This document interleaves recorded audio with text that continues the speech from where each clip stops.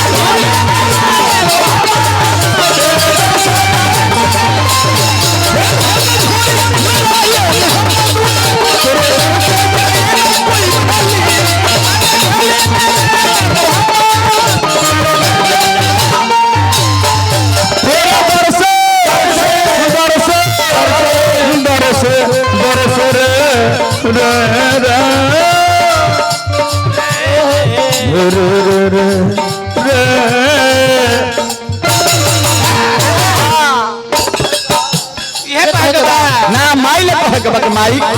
सुन ले बानी का सुन ले बानी माई कि बंधन अभिनंदन करी शेरानी अपना दुलार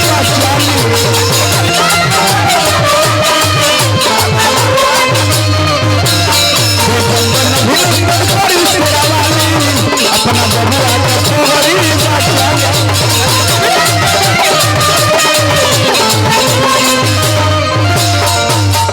चला चला धनिया रे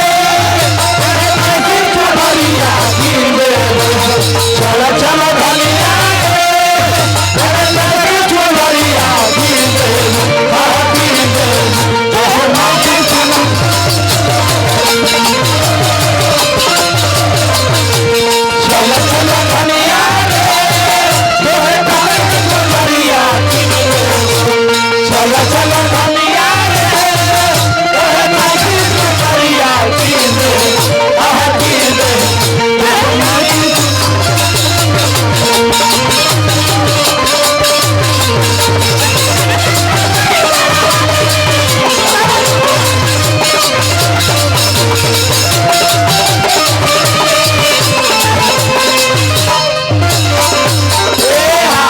सुन ले बानी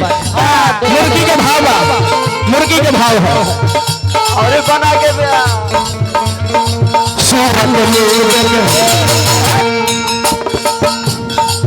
अच्छा बाबू मुर्गे मत तू ऐसे का देखत रे वो देखता बाबूआ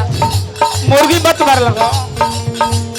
ये नचनीवा मुर्गी मरे तो हे तेरे लहंगवा रे ताकत तू देखता कि नहर में पानी आइल बा कि नहीं खे आई नहर में पानी आवेला महीना में एक आध आई पटा के चली जाई फिर से का हो साफ मानो सुरंग अरे भर बोलू ज्ञान हो अम्बेडकर से लिखाइलू भारत के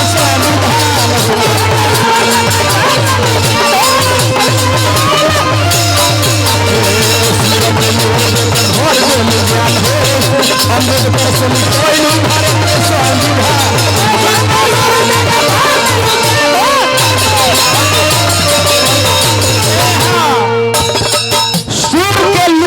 के भर देलू ज्ञान हो अम्बेडकर से लिखवैलू भारत के संविधान हो। मैं आप ही का कृपा है कि इसके यहाँ किरासन तेल ढुगरी जरा खती ना रहे लड़का के 33 गो degree symbol of knowledge Bharat के संविधान लिखवैलू रवरे कृपा हो का हो सही बात एह हे माई तोह दुर्गा तुहीर मैया काली अपना बबुआ में पगड़ी बचा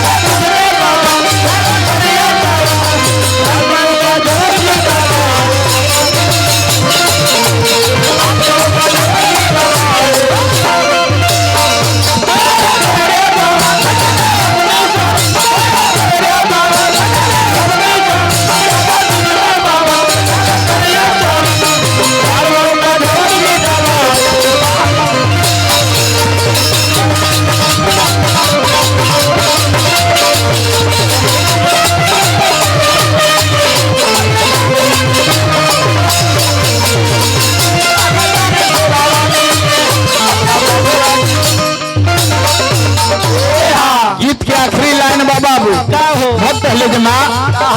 और सुननी फिर मुर्गी के भावा हे नचनिया दूसरे जगह ध्यान रहेगा हम कबला जी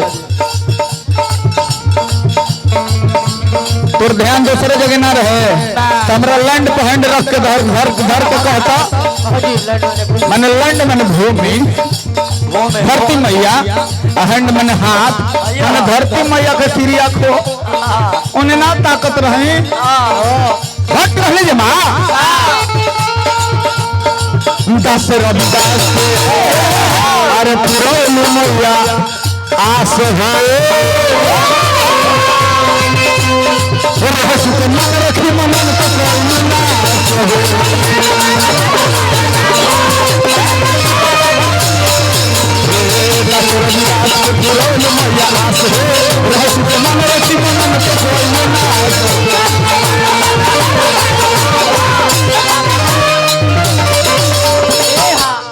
दास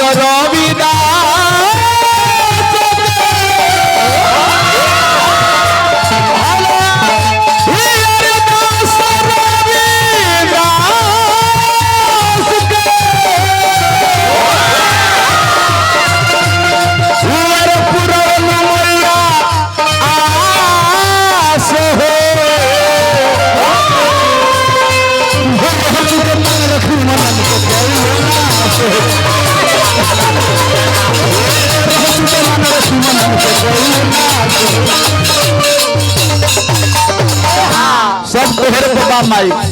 नहीं तो हम उतना टूटहा घर के हई माई कि समूह करे के एक कट्ठा हमरा खेत नहीं थे रौरे कृपा दया दृष्टि हो तो केहू के दया लग ले तो 10 20 50 100 दे देला तो हमरो काम चल जाला मालिक हमर बालो बचवा के काम चल जाला भैया हमरा मौगियों को काम चल जाला ऐसे हे भगवती रखियो मुहवा के आज हमरो लाली अपना बबुआ पगड़ी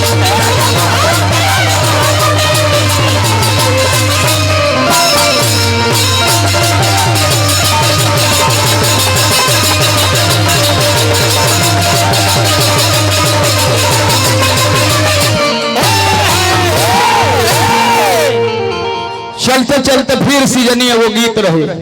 चूंकि समय के देख के कुछ काम करे के बाद दूगो सहेली बढ़ जाए का कहूं दूगो सहेली हाँ हाँ हम बोल के राजू भाई हैं इनको भी हम चाहते हैं तो हम रुक जाओ चलिए ठीक है ये उड़ान भर देता नहीं जाए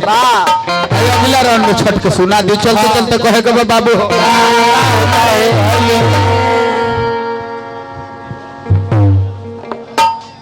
अंजनी के लाल वीर बालवान के छोड़ दे तो तन बढ़ जो माता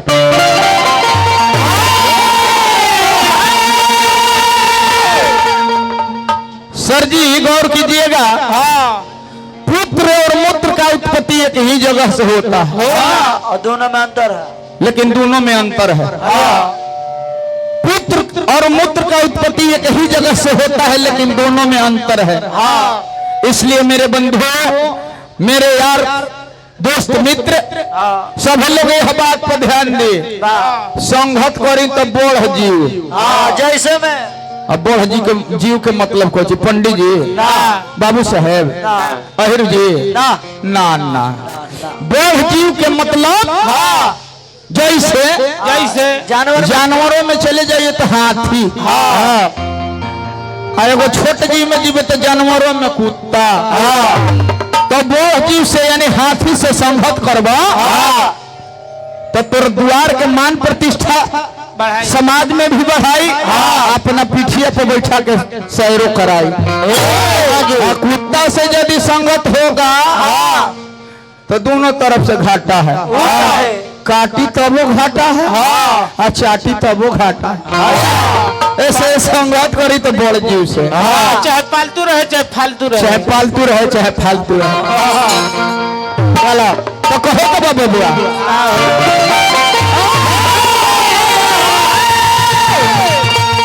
मेरे बंधु, मेरे चाचा, exercise is the key two, परिश्रम सफलता की कुंजी है लुटन भैया।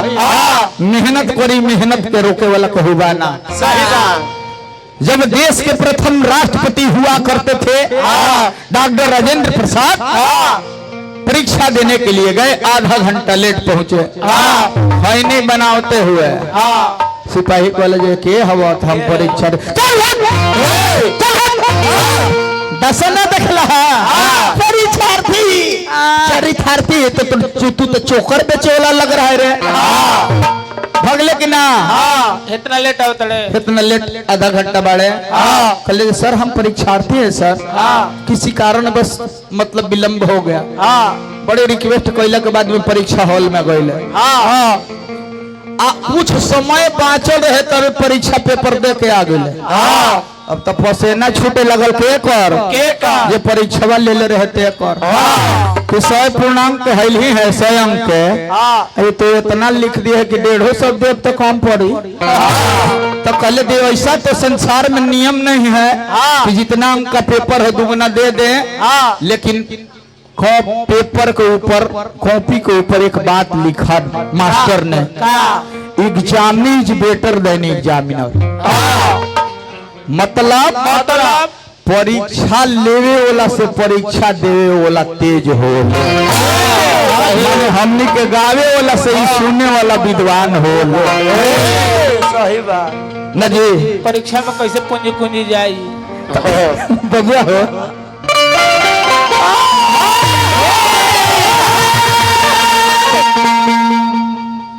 आज के 7 साल पहले कोनो गायिका गोइले रही, कहाँ गोइली बाबू? की कोई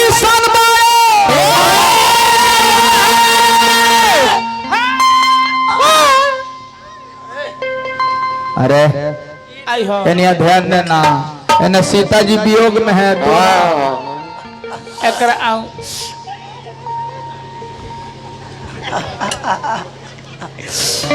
की कोई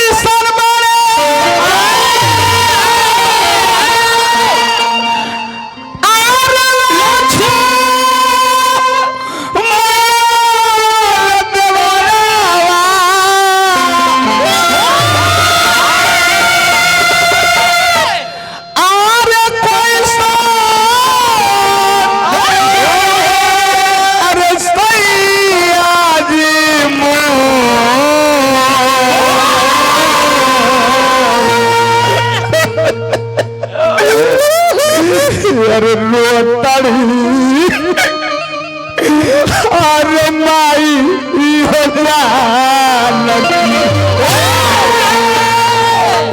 आगे बहेला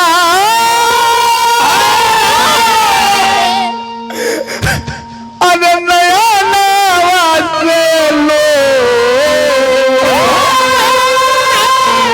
रोतड़ी अरे जाना की मई।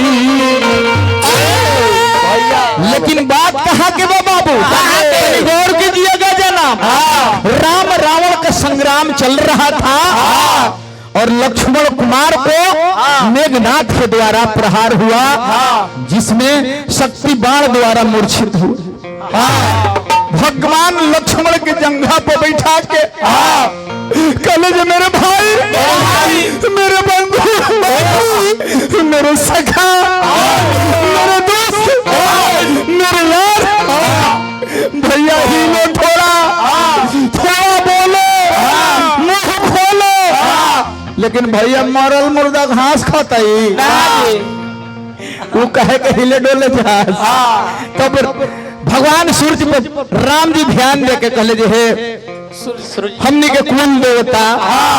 सदियों से है राम के खानदान के मर्यादा के रखले बड़ा,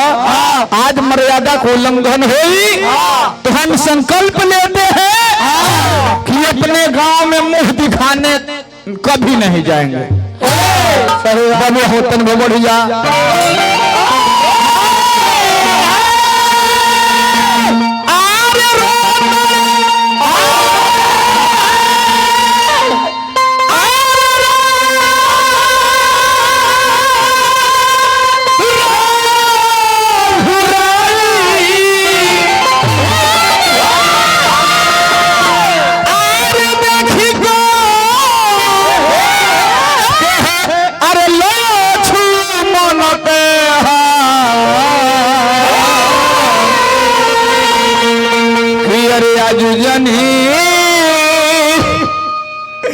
अरे वो गए सूरज तना अइले जानी के ला आज जनी गए सूरज।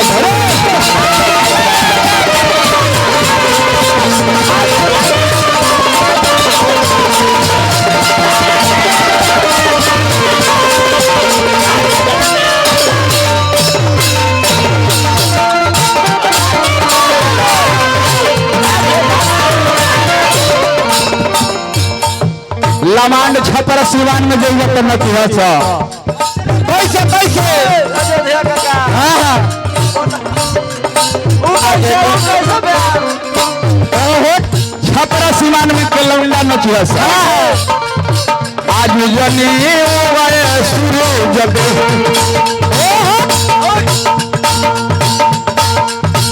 आज जनी गए सूरज निकला आज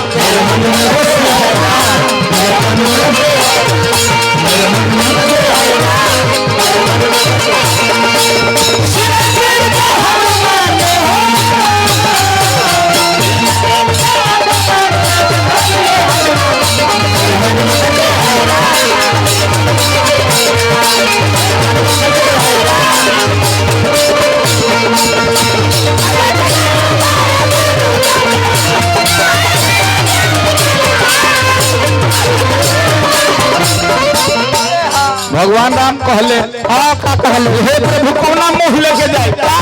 लोग का कही समाज का कही जे राम एवं मेहरारू के फेरा में अपने सहोदर जिगर के टुकड़ा अपने भाई के खो दिले ऐसा ना हो मालिक। राम जी कहले हो का कहले नारी के फेर में ये भगवान हो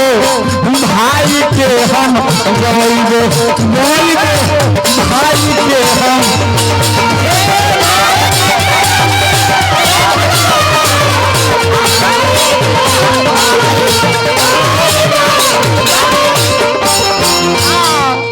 नारी के फेरा में भगवान भाई के गवैबो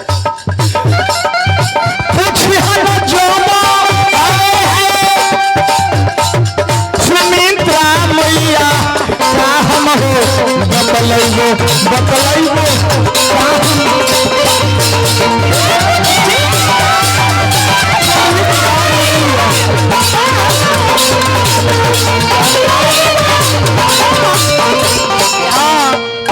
बताई जे समाज में हकड़ल होके रवि भैया आ समाज से गिर जाए मुखिया जी तो जिए लेकर रही राम जी कहता मोह से न बोली रे निकली ना ओह दिन में हमारा और तकबू लोग तब ना हो जाएगी मोह से न बोली न निकली रे ओह दिन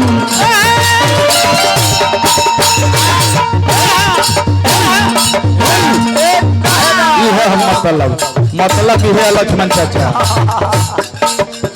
कि मोह से न बोली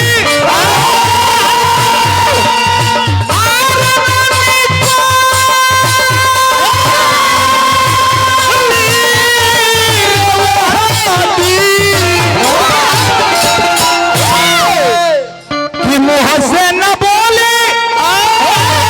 पाल तान लो अरे न निकल रे वह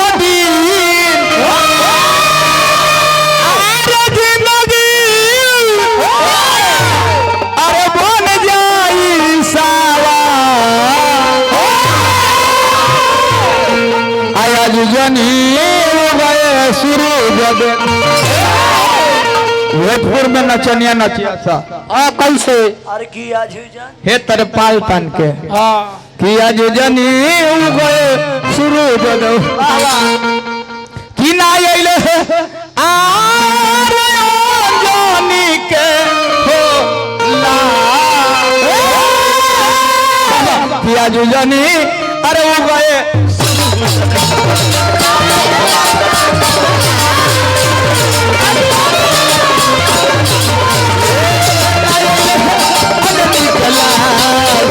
आज जाने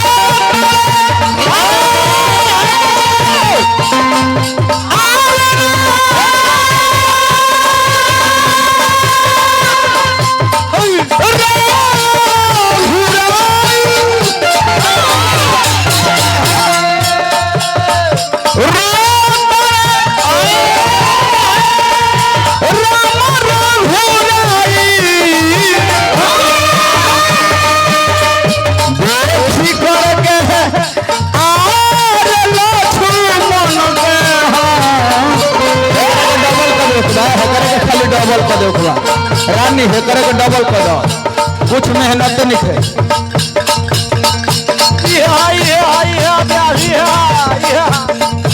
आज जाने